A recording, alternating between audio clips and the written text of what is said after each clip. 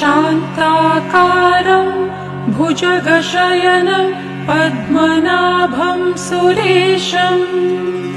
विश्वाधारं गगनसदृशं मेघवर्णं शुभांगं लक्ष्मीकान्तं कमलनयनं योगिभिर्ध्यानगम्यं वन्दे विष्णुं भवभयहरं सर्वलोकैकनाथम् शान्ताकारं भुजगशयनं पद्मनाभं सुरेशं विश्वाधारं गगनसदृशं मेघवर्णं शुभांगं लक्ष्मीकान्तं